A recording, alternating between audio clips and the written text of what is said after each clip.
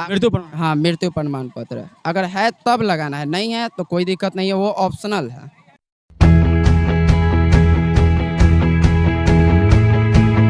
अलीपुर पंचायत में है और मेरे साथ अमीन साहब हैं। इनसे जानना चाहते हैं कि अभी जो ज़मीन की सर्वे हो रहा है उसमें कौन कौन सी डॉक्यूमेंट चाहिए। अमीन साहब, इस बात को स्पष्ट कीजिए कि आज अभी जो बिहार सरकार सर्वे करा रही है ज़मीन के, तो उसमें लोगों को कौन कौन सी डॉक्यूमेंट देना है, कौन कौन सी कागजात देना है, इसको बताइए। जी, सबसे पहले तो आप सभी लोगों को नमस्कार। अगर आपका खतियानी ज़मीन है, ठीक, तो खतियानी ज़मीन में आपको खतियान चाहिए, साथ में उसका रसीद चाहिए। अगर खतियानधारी ज़िंदा नहीं है तो आपको वंशावली बनवानी है। वंशावली हो गया और उसके बाद आधार कार्ड की आवश्यकता है, और वो सभी को लेकर आप ऑनलाइन कीजिए या फिर अपने नज़दीकी जो शिविर है आपका, जो कि आपके अंचल में होगा या फिर कहीं पंचायत भवन में होगा, वहाँ पर लगी हुई है, आप उसको वहाँ पर जमा कीजिए। अगर किन्हीं का केवाला है तो केवाला का फ़ोटोकॉपी है, उसके रसीद जमा करना है, नया रसीद हो या पुराना हो उसको जमा करना है। अगर केवालादार ज़िंदा नहीं है, वो मृत हो चुके हैं, तो फिर वहाँ पर वंशावली का बंदोबस्ती है, बंदोबस्ती पर्चा मिला हुआ है तो बंदोबस्ती पर्चा का देना है। फिर उसका बंदोबस्ती पर्चा हो गया, वंशावली है तो उसके साथ वंशावली भी देना है। अगर उसका रसीद होगा तो रसीद लगाना है, आधार कार्ड जो कि मस्ट है। इतना जो दस्तावेज है आपको जाकर सबमिट करना है। अगर उसके बाद भी अगर आपको कोई दिक्कत होती है तो आप अपने अमीन से ज़रूर मिलें, वो आपकी पूर्ण तरह से सहायता करेंगे।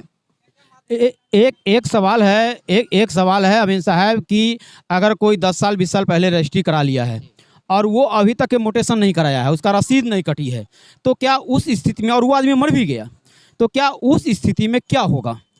देखिए, अगर आपने रजिस्ट्री करवाया है, ठीक है, केवाला लिए हैं, अगर आपका म्यूटेशन नहीं हो रहा है तो सबसे पहले तो म्यूटेशन में डालिए कि अगर आपका म्यूटेशन क्यों नहीं करवाएं। अगर क्यों नहीं करवाए हैं तो अभी करवा लीजिए।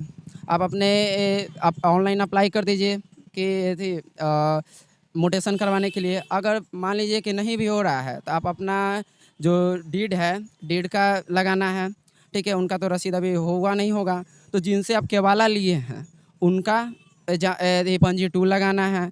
अब आधार कार्ड, ठीक है, आधार कार्ड हो गया वो लगा देना है और बाकी अपना जमा कर देना है। मृत्यु प्रमाण। हाँ, मृत्यु प्रमाण पत्र अगर है तब लगाना है, नहीं है तो कोई दिक्कत नहीं है, वो ऑप्शनल है। अमीन साहब, एक और बात है कि जो पुराना नक्शा और नया नक्शा, इसको आप स्पष्ट कीजिए कि कहीं किसी का पुराना नक्शा में ज़मीन ज़्यादा है, किसी का नया नक्शा में ज़मीन ज़्यादा है, तो आप जो अभी सर्वे करेंगे वो किस नक्शा के आधार पे? देखिए, हम लोग वैशाली ज़िला में आरएस पे करेंगे, रिविजनल सर्वे पे करेंगे, जो कि 1959 से 1988 के बीच में यहाँ पर हो गया है। उसी के आधार पर हम लोग यहाँ पर सर्वे करेंगे, जो कि स्पेशल सर्वे होगा। अगर मान लीजिए नक्शा के आधार पर कोई अगर टाइटल लड़ रहा होगा तो उस ज़मीन का क्या होगा? जी, अगर टाइटल लड़ रहे होंगे, ठीक है, तो 2 व्यक्तियों के बीच में अगर टाइटल सूट चल रहा होगा तो आपका सर्वे दोनों के सहमति के अनुसार वहाँ पर सर्वे किया जाएगा। अगर दोनों लोग राज़ी होंगे तो सर्वे होगा, ठीक है। सर्वे जो प्रेजेंट में जिनके नाम पर होगा उनके अनुसार ही उनका सर्वे किया जाएगा, ठीक है। लेकिन वहाँ पर एक अभियुक्ति कॉलम है, वहाँ पर आपका title suit number, case number जो रहेगा वहाँ पर लिखा जाएगा। कोर्ट के डिसीजन आने के बाद वापस से वो चेंज हो जाएगा। वंशावली को स्पष्ट करे कि कहाँ से शुरू करेगा और कहाँ ख़त्म करेगा? जी, वंशावली का ये है कि आपके खतियानधारी जो हैं उनके नाम से लेकर प्रेजेंट में जिनके नाम से अगर खाता खुलवाना है वहाँ तक ही खोलना। उनके बीच में जितने भी आपके आते हैं वो सभी का नाम उसमें दर्शाना है, जिनमें आपके दादा होंगे, परदादा होंगे, फूआ होंगी, बहन होंगी, वो सब का नाम उनमें दर्शाना है।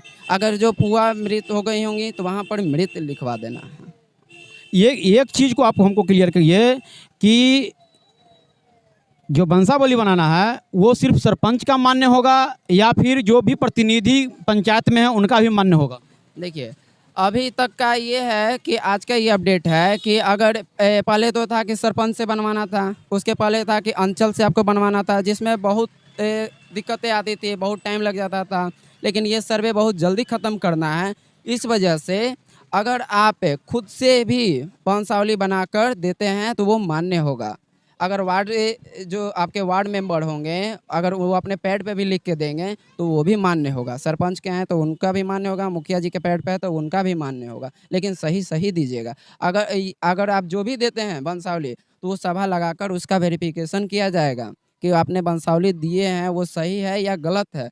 कई लोग होते हैं कि अगर उनके कोई जो भाई होते हैं गूंगे बहरे होते हैं तो उनका नाम हटा देते हैं कि उनको हिस्सा देना होगा, तो ऐसा नहीं करना है, सभी लोग का नाम देना है। अगर आप नहीं देते हैं, अगर सभा लगा, अगर वहाँ पर आपके वंशावली में कोई भी दिक्कत आती है तो वो वंशावली आपका रद्द हो जाएगा।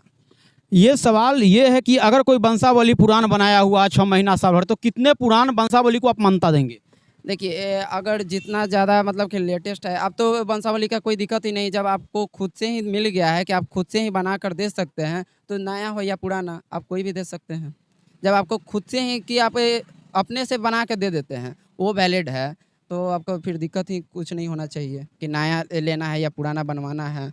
ये अमीन साहब, एक और क्वेश्चन आपसे। ये क्वेश्चन हमसे ये जुड़ा हुआ है कि जब मैरिज एक्ट 1956 के तहत में जो शादीशुदा लड़की थी उसकी अधिकार नहीं था संपत्ति में, लेकिन 2005 में जो मैरिज एक्ट को संशोधन किया गया, हिंदू मैरिज एक्ट को, उसमें लड़की को अधिकार दिया गया। लेकिन उसमें और एक कॉलम जोड़ा गया है कि 1 सितंबर 2005 से पहले अगर उसका पिताजी अगर मर गए हैं तो उस संपत्ति पर उस बच्ची का अधिकार, उसके बेटी का अधिकार नहीं होगा। ये ऑलरेडी ये नियम है। इस पे जी इस पे तो हमारे अपने बड़े पदाधिकारी से पूछकर ही आपको इसके बारे में जानकारी दे पाएंगे। नहीं, माध्यम आपका ऑनलाइन और ऑफलाइन दोनों हैं। अगर सबसे सुविधा होगा कि आप ऑनलाइन जमा कर दें, ठीक है। ऑनलाइन करने से आपके मतलब कि ज़्यादा दौड़ धूप नहीं करना पड़ेगा कि कहाँ जाना है कहाँ नहीं जाना है, तो आप ऑनलाइन कर दीजिएगा साइबर कैफ़े में, वो ज़्यादा बेस्ट रहेगा। और हो सके तो आप ऑफलाइन जमा करिएगा, तो वहाँ से आपको वहाँ से रिसीविंग भी मिल जाएगी। आप ऑन स्पॉट जाएंगे? हम लोग तो घूमते ही रहेंगे अपने पंचायत, जो हम लोग को मौजा मिला है तो हम लोग मौजा में तो रहेंगे ही। अच्छा, अप्लाई करने का मिनिमम डेट क्या है और मैक्सिमम डेट क्या है? देखिए ऐसा मतलब कोई डेट नहीं रखा गया है कि कब से कब तक है, लेकिन 20 से 25 दिन तक मतलब डेट दिया गया है कि इतना के बीच में आपका आपका जो P2 है वो भरवा लेना है। 20 दिन का? हाँ, 20 से 25 दिन। चलिए, बहुत बहुत धन्यवाद अमीन साहब। अभी जैसा कि आप जान रहे हैं कि बिहार में ज़मीन का सर्वे शुरू है, और इस स्थिति में वंशावली के लेके बहुत सारे लोगों का कन्फ्यूजन है, जो मैंने अभी अमीन साहब से क्लियर किया है कि अगर आप खुद के वंशावली बना के प्रमाणित करते हैं तो वो भी मान्य होगा, बशर्ते कि वो वंशावली गलत नहीं होनी चाहिए। जब आम सभा में उसको अगर वेरिफिकेशन किया जाएगा तो वंशावली सही होनी चाहिए, ये स्पष्ट है। अगर आपने अमीन साहब की बात को सुन लिया क्लियर शब्द में कि अगर किसी के पास में कोई अगर प्रॉब्लम है, कोई कन्फ्यूजन है, तो डायरेक्ट आप अमीन साहब से मिल सकते हैं।